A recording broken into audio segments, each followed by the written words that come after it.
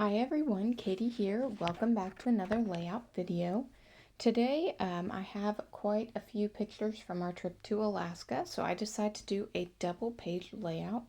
I originally start out with this page maps sketch from February of this year, but it quickly deviates from that, so I didn't even put my sketch up in the corner because I really hardly use it at all. Now I have a whole new paper pad. Well, it's new to me. This is Vicky Bouton's Wildflowers and Honey collection, the paper pad from it. I recently found it at my local Tuesday morning on sale for $4.99, so I had to pick it up. It's also a collection that I personally had never had before, so it was really exciting to find. And even more exciting to find that, at least in my opinion, I feel like a lot of this collection lends itself well to the Fernwood collection, which I think also kind of lends itself well to the brand new print shop collection in many ways. So I have the Wildflower and Honey. You'll see some from Fernwood and you'll see some from the new print shop collection, all used on this layout, which is super exciting to me. Now I decide to cut the more plain paper down to just 4 inches and 8 inches and put it on either side, and then I'll go through and slice it down the middle to create two 12 by 12 layouts that go together. Now I have a lot of photos. Usually I don't work with 6 photos for one layout, but sometimes, especially with travel layouts, I don't want to not use a photo. So some layouts warrant a double page layout with lots of photos. And I thought this was one of them.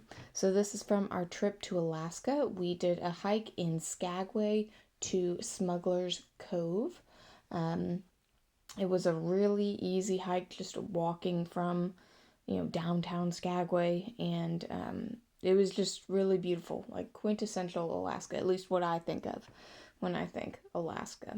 So I had to have all of these photos on my layout.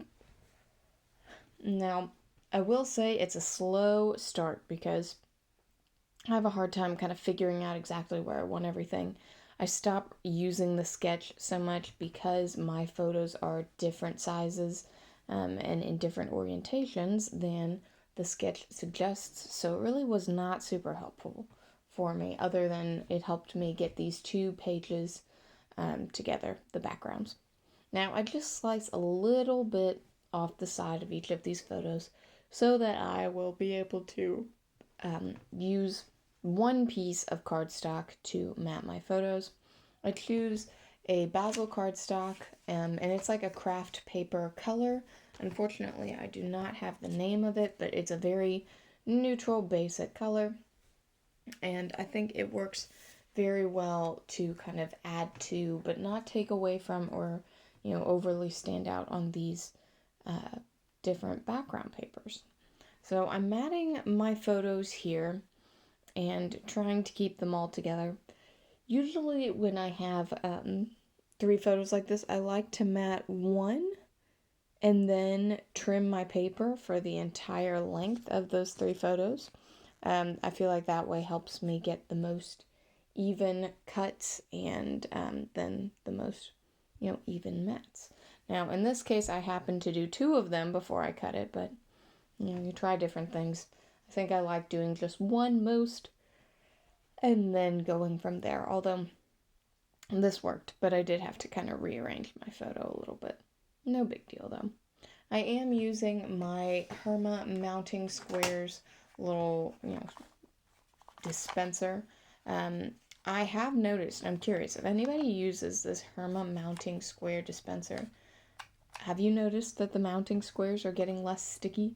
I'm wondering if I either just got an old box of them, or if perhaps, as it seems everyone is doing, they're lowering their product quality in an effort to save money. So if you use that, let me know what you think of your Herma Mounting Square dispenser. I do have a Tombow adhesive tape runner, and I really love that, but I do find it's a little bit more pricey to use, as your everyday kind of dispenser, but we'll see. It may have to be converted, at least for a little while. So I've got all of my photos now. They're all matted, but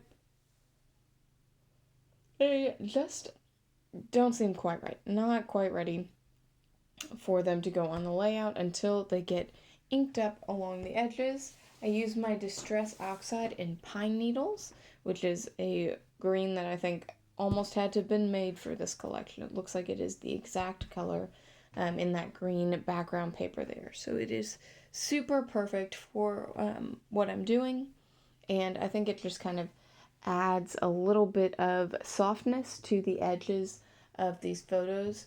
I want the photo to stand out more than the matte, obviously. So I think inking up the edges kind of softens the look of the color of the matte, which is exactly what I'm wanting. Now, I am super excited. Recently, during the Scrapbook.com sale, which I believe is still going on, they had their Scrapbook.com exclusives on super sale, like they do periodically, and I got a bunch of foam dome blender replacement bits, so I'm super excited to replace some of my old ones and even add to my collection, because not all of my inks had one because I'd run out. So I'm hopeful to be inking a lot here soon. Now, as I get my photos kind of arranged the way I want them, I decide that I need some kind of transition little bit between the kind of grid paper and the like leafy paper. And usually I would choose a washi tape for that, but this time I decided to add a little texture, and I chose this like black twine that I have that I'm going to get to using here in the video in just a moment. I did try to nail down any of my photos that would not get in the way of that twine there that I have right there. It's like a black and white baker's twine. I don't do a whole lot to adhere it other than use washi tape on the back, like you saw me put together my two 12x12 pieces with washi tape. I always have one tape that's more of a utility tape rather than just, for decoration. And this one, I know it almost seems sinful to use such a pretty foiled tape as my utility tape, but this was like the largest roll of washi tape I've ever had. And it says hello, and it's really cute, but I just really don't see myself using that, at least not to the extent that I had on the roll. So I might as well use it for utility, that way it's still being used. Now I do add a little bit of double-sided adhesive underneath the photo so that I know the little string is not going anywhere. But it adheres pretty well, and I'll be careful when I slide it into my album to make sure it all stays where I want it to stay. But I'm not worried about it coming, completely off my layout, so that's good. Now I'm doing the same thing, obviously, here to the other side. Putting down my string initially with washi tape. I use 2 pieces of tape just for extra security there. And then I will get out my double-sided tape and tape a little bit underneath the little twine that will go underneath the photo there. So it just kind of helps everything stay in place a little better than it would have. Now right now I'm looking through my Fernwood collection pieces. It's getting pretty sparse. This was, I believe, the fall collection from 2021, and now it is fall of 22. So I don't have a whole lot left, but I'm using some of the ephemera and trying to figure out how to get a good journaling box on there. Now this big leaf, it's a great die cut. I really want to use it, but it's not going to make it over there for the journaling spot. I love the large ephemera pieces, but sometimes I find them a little difficult to work with just because, you have to find a place that needs a big element. And I find a lot of times I don't need a lot of big elements. Or perhaps that's just a new branch of scrapping that I need to kind of explore, is using more of those big elements. I think it really just depends on the piece. But I decided to pop up this floral here on foam and put it in the corner of my photo. I think that just looks nice and accents the photo well. I also really like just how all the colors are working together.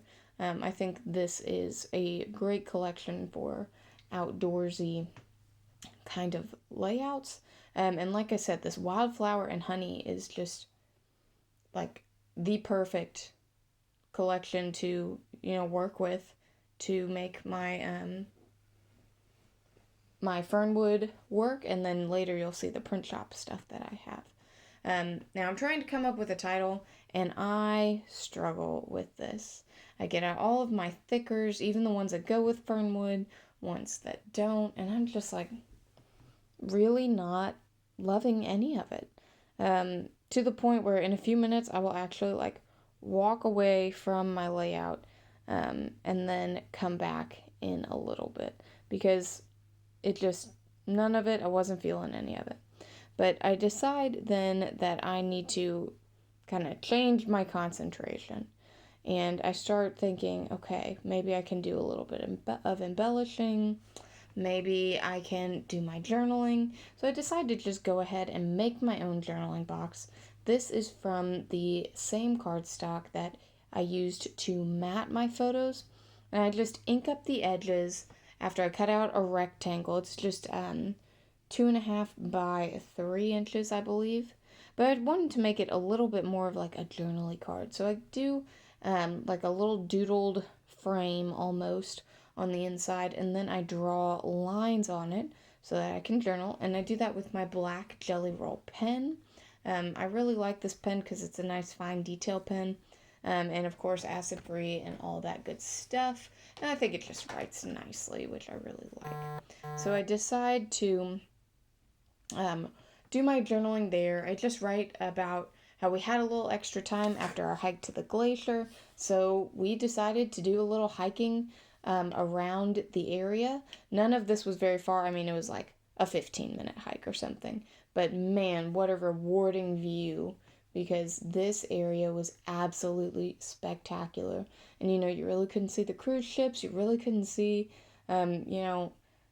where humanity has marred the earth for, being a little dramatic there. But it was just natural beauty right in front of us. So we spent some time there, and it was just absolutely fantastic. So definitely worth documenting or worth journaling about. Now I add a couple more stickers from my Fernwood collection, embellishing this side of the layout. One that says "This Moment," a little gold flower. I add some glue onto the little bar chipboard here, and then honestly, I really get stuck. I'm trying to come up with a title and something to do. There's that big piece of ephemera, and I get really stuck here. And this is where I'm gonna walk away in a few minutes, which I usually do not do. I usually don't get that stuck on my layout, but let me tell you, it was the best thing that could have happened because I waited actually a couple days, and in between then I got an order from Scrapbook.com that included the print shop papery pack, which is a new type of embellishment pack for print shop, obviously, and I really love it. It has 200 pieces, a bunch of stickers, and then a bunch of like paper embellishments. And I just have so much to choose from. And this, I think, many of these pieces really lend themselves well to these collections. Colors coordinate, obviously the style of Vicky Boutin coordinates. And I've got all these little, you could call them sentiments, but I'm like, I'm going to use one of these for my title because, I've already got layouts titled, Alaska and everything, and I don't need another layout titled hiking. I know what I was doing here, and it's in my journaling too. So I'm okay to use one of these like sentiments as my title. And ultimately I choose this one. It says Everyday Magic because, man, that's what it feels like when you're just in awe of nature right there. Now I cut out a little bit around the edge just to make it flow a little bit more in my layout. I decide I am using that large leaf, and I find even this it's almost like a mug stain of ink. And it's a sticker, which is awesome. What? Those are cool stickers, and that's all in the papery pack. So I must say, I kind of splurged on that. Got it from Scrapbook.com. It was expensive, like scrapbook.com is, but I'm so glad I tried it because I'm loving it. I think it is super cool and I love the papery pack. I cannot wait to get more of the print shop collection. So I put that down as like a little background piece. I go ahead and ink up the edges and some of the like overly white spaces in that leaf with pine needles again. And then I put this down flat using double-sided tape. I do that just because I don't want it going anywhere, even though I'm not putting a whole lot of adhesive on it. And then this Everyday Magic, it is a sticker, but I decide that I want to pop it up on foam so that it'll just stand out a little bit more. So I put that down on top of the leaf and the little, ink ring there, and I'm like, oh yes, I'm very happy with how this title has turned out. And then I, put my layouts together again to try to figure out what else do I need to do. I really don't think there needs to be a whole lot more. Like, I really like how it's turning out. But in the papery pack, again, there are these little tabs. One that says documented and one that does not have, anything written in it. But I just think the tabs look really nice together. So I decided to stick those down on a couple of my photos here in order to finish off my layout. So I'm super happy with how this double page layout turned out. Thanks so much for joining me, and I'll see you again soon. Bye.